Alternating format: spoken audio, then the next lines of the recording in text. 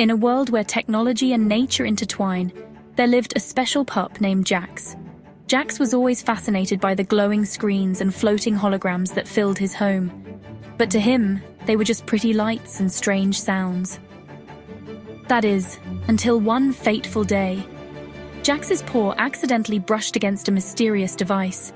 Suddenly, the world around him came alive in a new way. He could understand the language of machines.